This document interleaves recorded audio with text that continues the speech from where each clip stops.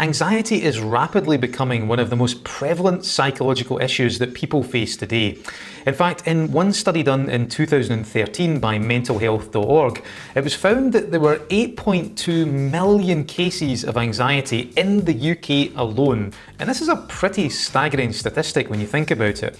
Now, of course, it's perfectly normal to feel a certain amount of anxiety, but for many people, this really gets a hold of them. It gets a grip and just doesn't let go. Now, this, of course, is a really big subject, so this video is going to be part of a larger series on how to overcome anxiety. But in this video, I want to share with you a simple technique, a simple idea that when internalized can make a real big, profound difference.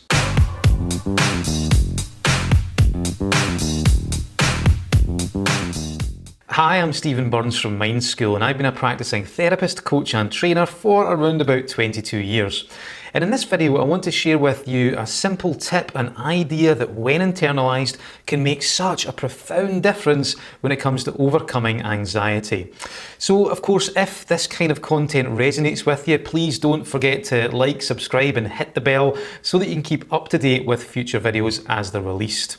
So let's start off with something simple before we get to this idea. What is anxiety and what is its purpose?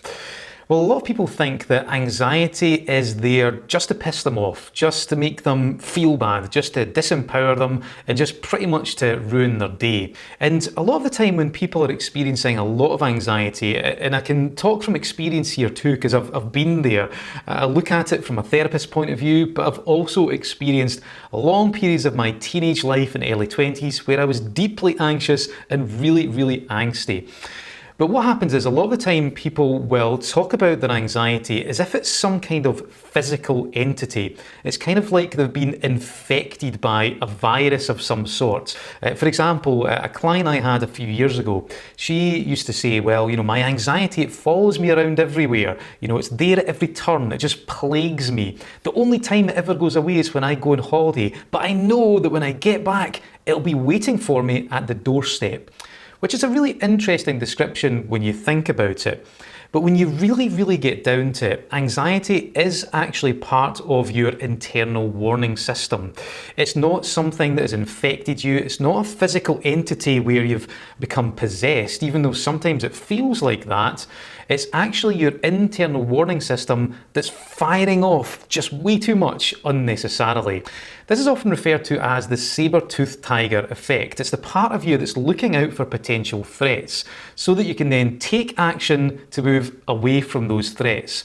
In prehistoric times, our ancestors, they had a lot of shit to deal with. They had, we're talking big, huge, bulky, dangerous beasts that are trying to kill them, or the constant, continual threat of starvation on a daily basis. They had a lot of crap to deal with. So we had to develop a system through evolution to sense those threats, to pay attention to them, so that we could, like I said, take action and then move away from them.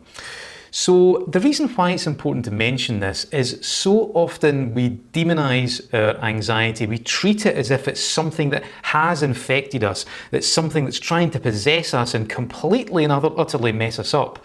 And of course, it does feel like this, absolutely. But when you look beneath the surface, when you look into the background, it is actually a part of you that's attempting to get something good. It's trying to protect you. It may be doing an absolute lousy job of it and it's firing off unnecessarily, but at the heart of it, at the very core, it might not seem like it, but it actually has a positive intention. It's attempting to achieve protection. So the goal when it comes to overcoming anxiety is never to get rid of it completely. First of all, you can't, and secondly, you wouldn't want to even if you could. You need your internal protection system. So the goal rather is to improve the relationship you have with the anxiety. In fact, this is a really good goal with all of our negative emotions. Improve the way that you relate to them so that they no longer have a detrimental impact on you. And also you want to limit and potentially get rid of unnecessary anxiety that you may be feeling. So of course the key question, the million-dollar question is, how do you do that?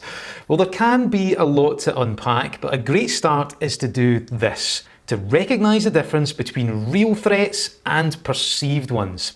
If you can really get this and internalize it, not just get it logically, but really feel it and believe it, then this can make such a profound difference. Because as we've talked about, anxiety is the part of us that's responsible for paying attention to potential threats. And if it senses one, our brain then floods our body with negative feelings to make us aware of the threat so that we can take action and move away from it. So with anxiety that is out of control, that's all over the place, it's where we are sensing threats, all over the shop, and we're sensing threats that are either not there or are being massively exaggerated, catastrophized through our inner perceptions.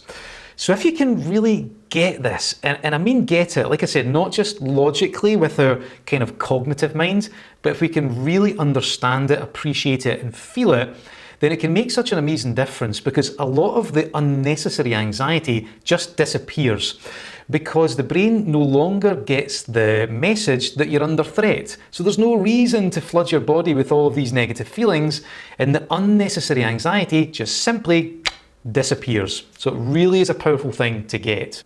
So just to give you some background information on this is based on an idea from NLP, that's Neurolinguistic Programming. And the idea is that as human beings, we never respond to reality, we only ever respond to our inner perception of reality. And often these perceptions are not particularly accurate representations of what is really going on. So when it comes to something like anxiety, a lot of these internal perceptions are faulty, or at the very least, they are incomplete. They're not full depictions of what's going on. That as human beings, we take in everything through the five senses: sight, sound, taste, touch, and smell. But if we were to be consciously aware of all of the millions of pieces of data at the one time, then it would just totally overwhelm us. So our brain does something really neat, is it filters this information down into manageable chunks.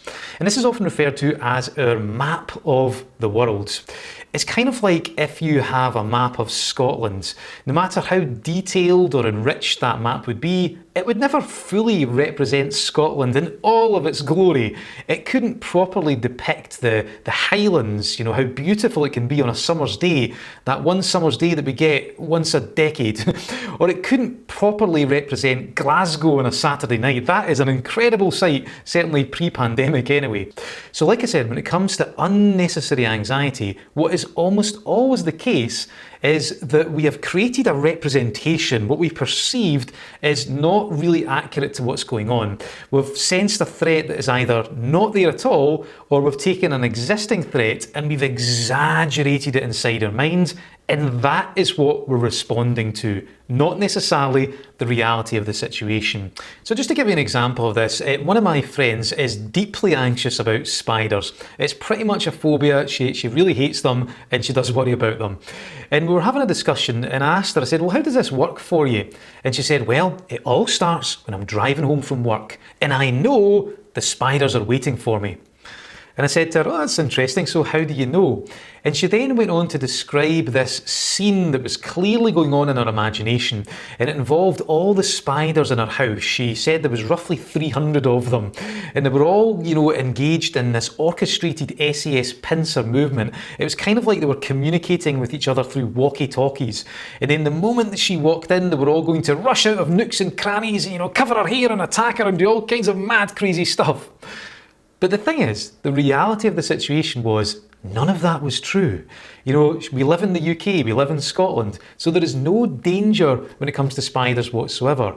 And the thing is, spiders are very boring creatures. They spend a lot of time doing nothing. They don't orchestrate SAS pincer movements, and they don't communicate with each other using walkie-talkies. They are pretty dull creatures. Now, of course, if we lived in Australia, then having a healthy amount of anxiety about spiders would be good. That would be normal. They are pretty crazy. They can kill you. But in the UK, not at all. And she was responding to her inner perception and not the reality of the situation. And this is almost always the case when it comes to the unnecessary anxiety that we're experiencing. We're not responding to the reality of a situation, we're responding to some kind of faulty or at least incomplete perception on the inside through our imagination. So that's the idea. It's such a crucial idea. It really makes a difference if you can really internalize it. And you want to recognize the difference between real threats and perceived threats. And just appreciate that as a human being, we don't respond to reality. We never do. We respond to our inner perception of reality. And they can often be faulty and extremely incomplete. And that's what we're responding to. So I want to just finish off the video by giving you a little exercise, something practical that can help you internalize it. So this is what I call the 2-column exercise. And I actually did this as a teenager in my early 20s, I think. I used to be plagued by worry. And I guess if you really get down to it, worry is just an example of anxiety. It's anxiety in a slightly different form. It's where we're catastrophizing, we're worrying about something happening in the future, and we're feeling anxious about it. I was terrible. I used to be a chronic worrier. And then I did this thing called the 2-column exercise. And it's basically this. You want to take 2 columns, of course, and in one of the columns, you want to write down everything that you've worried and felt anxious about over the course of a month. It's a cheery exercise. And then in the other column, at the end of the month, you want to write down the actuality, so the things that really happened. And then you want to compare the difference. So I did this, faithfully for a month. And at the end of the month, I looked at the 2 columns and I couldn't believe it. It was like, wow, in this column, the worry column, there was all these things, all this absolute crap. But then in the reality column, the things that actually happened, it was like 95, possibly even more, 99% just did not happen. And the really cool thing about this exercise is it gets you to recognize the difference between reality and perception. And when you really get it, when you have experiences of it, man, like I said, this can make an amazing difference, because all of that unnecessary anxiety, that unnecessary angst and worry, all of a sudden can just disappear, because we realize that we're not under threat, not just logically, but at a deep level. So the brain doesn't get the signal that we're under threat, it doesn't flood the body with these negative feelings, and we just return to a natural place of calm and balance. So that is a 2-column exercise. Give it a go, see how it works for you. Let me know in the comments how you got on. I'd love to hear how it works out for you.